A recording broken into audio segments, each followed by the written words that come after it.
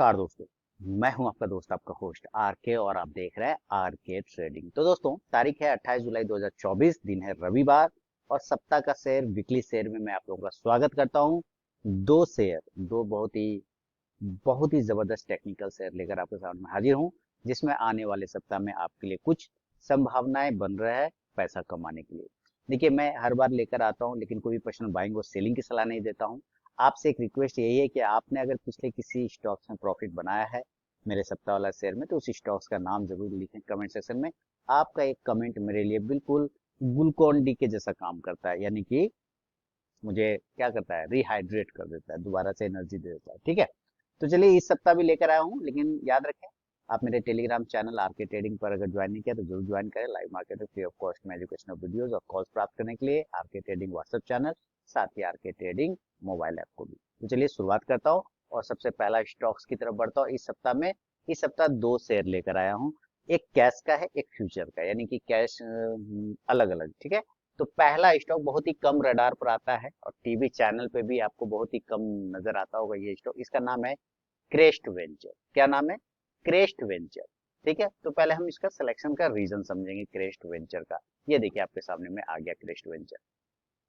सबसे पहले chart analyse करना इंपॉर्टेंट है। आप लास्ट टाइम का कैंडल देख रहे होंगे, बहुत ही खूबसूरत कैंडल बनाया है, बहुत ही बुलिश कैंडल बनाया है, और इतना अच्छा बुलिश कैंडल है कि नीचे आप वॉल्यूम देखें।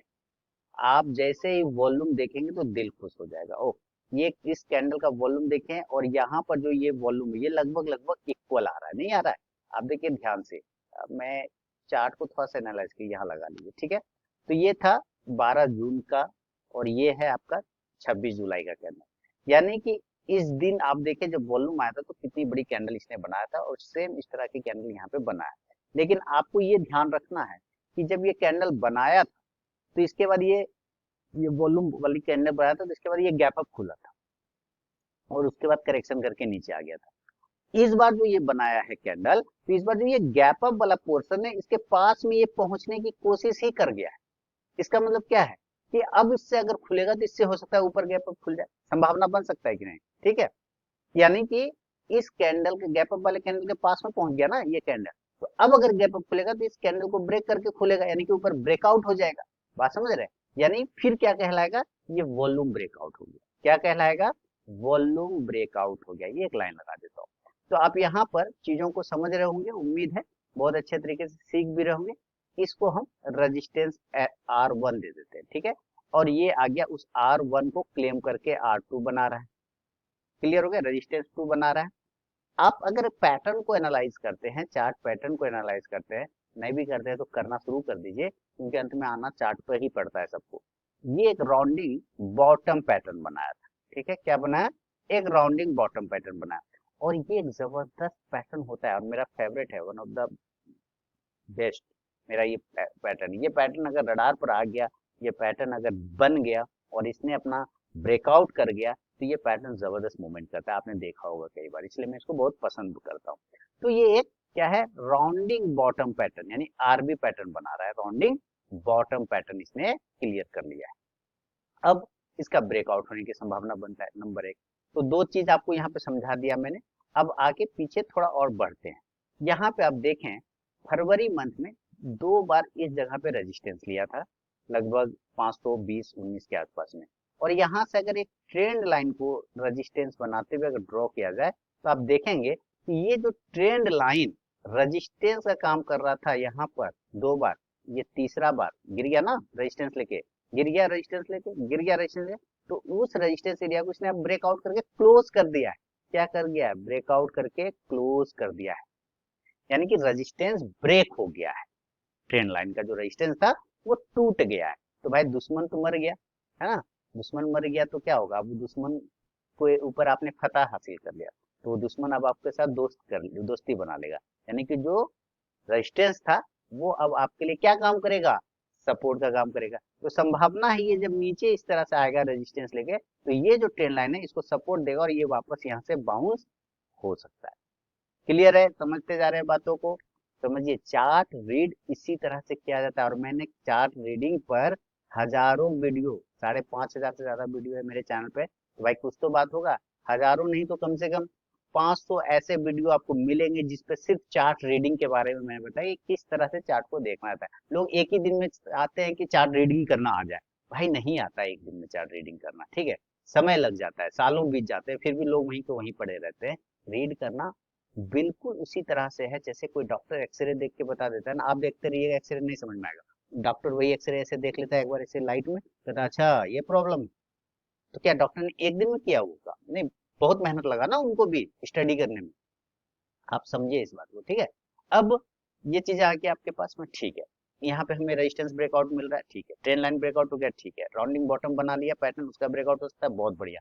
वॉल्यूम बढ़ गया, ये भी बहुत है, क्योंकि ऑलरेडी ये 3 महीने का 2 महीने का वॉल्यूम यहाँ तोड़ रहा है, आप देख रहे हैं यहाँ से, ये तोड़ चुका है, क्लियर है ना। तो इस वजह से ये स्टॉक्स रडार पर आ गया। अब बात है भाई क्रेस्ट, नाम क्या है? Crest venture. ये स्टॉक बहुत कम आता है, टीवी पे तो बिल्कुल भी नहीं आता है, और आप लोग टीवी को बहुत फॉलो करते रहते हैं, तो टीवी वाला कोई आपका भला नहीं, बल्कि वो तो सारे लोगों को बताता रहता है ना, बात समझिए, स्पेशली तो नहीं बोलता है। तो अब आप यहाँ पे देखिए, बाय करेंगे क्लोजिंग बेसिस पे, अगर ये 460 के ऊपर सस्टेन करता है, क्लोज करता है, तब बाय अब 460, और स्टॉप लॉस 420 का ले सकते हैं इस ट्रेंड लाइन के ठीक नीचे। मैंने क्या बोला, ये हो सकता है रेजिस्टेंस लेके नीचे आए यहाँ पर, और यहाँ से फिर ये बाउंस कर जाए इसे, तो इस वजह से स्टॉप लॉस थोड़ा नीचे रखने का है, 420 का स्टॉप लॉस, ठीक है। और टारगेट 500, दूसरा टारगेट 540, 540 रुपए का। ये दो टारगेट के लिए आप क्रेस्ट वेंचर पर नजर रख के चल सकते हैं। याद रखें, आप अपनी रिसर्च यहाँ से जरूर करें। मैं अपना चार्ट रीडिंग बता रहा हूँ, एनालिसिस बता रहा हूँ, दिखा रहा हूँ। हाँ, आप लोग में से बहुत लोग इंडिकेटर फॉलो करते होंगे, आपको जितने तरह के इंडिकेटर जानते हैं सब लगा लीजिए इस पर, सब पॉजिटिव बताएगा, सब बाय डिफॉल्ट। पहले आप लेवल देख लिया ना, आपने 460 के ऊपर लेना है, 420 का स्टॉप लॉस, 500 540 का टारगेट। लेकिन अगर आप आरएसआई लगाते हैं, इंडिकेटर लगाते हैं, तो देखिए एकदम आरएसआई ब्रेकआउट कर रहा है। दूसरा, अगर आप एमएसीडी वगैरह लगाते हैं, MACD moving average conversion direction, ये डाइवर्जन, तो आप देखिए ये भी ब्रेकआउट कर चुका है ऑलरेडी, ठीक है। इसी तरह से आप चाहे चिंकू क्लाउड लगाइए, मूविंग एवरेज लगाइए, 32 तरीके का, देखिए सारे 926 ऊपर है, 50 100 वाला लगा देते हैं, आपको वो भी पॉजिटिव ही नजर आएगा। अभी आपके सामने में आएगा 50 100 वाला, सारा पॉजिटिव है ना। 200 लगाइए, वो भी आपको मिलेगा मस्त, कहीं कोई टेंशन नहीं। तो सारे मूविंग एवरेज के भी ऊपर से गया, सारा इंडिकेटर ठीक ठाक है, इसलिए वो लेवल मैंने आपको यहाँ पे बता दी। क्लियर हो गया पहला स्टॉक। दूसरा स्टॉक वो फ्यूचर में, फ्यूचर मतलब कैश में भी है, फ्यूचर में भी है, फ्यूचर का स्टॉक वही होता है, टाटा का स्टॉक है भैया, तो सब तक तो कोई गुंजाइश ही नहीं है। टाटा पावर दूसरा स्टॉक कौन है सप्ताह का? Share Tata power. Reason selection करना, अभी आपके सामने में चार्ट आ जाएगा, पता चल जाएगा सेलेक्ट क्यों किया है। आजा भाई, देखिए टाटा पावर ने गैप अप ओपनिंग किया है ना, एक कंसोलिडेशन, देखिए यहाँ पर एक एरिया बना है, एक फेज बना है जिसको कहते हैं कंसोलिडेशन। और अगर आपने NR4 और NR7 स्ट्रेटेजी को मेरा देखा है, तो आप समझ जाएंगे तुरंत से। अगर आप मेरे पुराने व्यूवर हैं और नए व्यूवर हैं भी, तो रिक्वेस्ट है कि आप जाके सारी चीजों को देखिए मेरे चैनल पर। NR4 और NR7 स्ट्रेटेजी अगर आपने देखा है तो आपको ये पता चल गया होगा। यहाँ पे स्टॉक्स ने क्या किया, एन फॉर नैरो है ना, आर मतलब रेंज, नैरो रेंज, ठीक है। 4 मतलब 4 दिन, 7 मतलब 7 डेज। तो आप यहाँ पे देखिए कि इसने एक एनआर रेंज को ब्रेकआउट कर दिया, दिख रहा है, 1 2 3 4 5 ब्रेकआउट कर गया, सस्टेन कर गया, और वॉल्यूम नीचे देखिए, जबरदस्त वॉल्यूम में बढ़ोतरी देखने को मिला, ब्रेकआउट के साथ ही जबरदस्त वॉल्यूम भी देखने को मिला है। इसके वजह से स्टॉक्स में बुलिश मूवमेंट बनता हुआ नजर आ रहा है। और दूसरी बात है पावर, दूसरा बात है ईवी में भी ये काम करता है, इलेक्ट्रिकल चार्जिंग स्टेशन बना रहा है। तो और टाटा का भरोसा है ना, देश का नमक टाटा का नमक टाइप का भरोसा हो जाता है। तो यहाँ पे एक ब्रेकआउट हुआ है, साथ ही अगर आप देखेंगे एक ट्रेंड लाइन को मैं ड्रॉ कर दूं, तो अब आप पता चलता है कि एक तो ब्रेकआउट हो गया एनआर वाला, दूसरा breakout, this is 1 resistance, this is 2 resistance, this is 3 resistance, यहाँ पे 2 बार लिया है, 3 बार, ठीक, और ये चौथा बार ब्रेकआउट करने का कोशिश कर रहा है।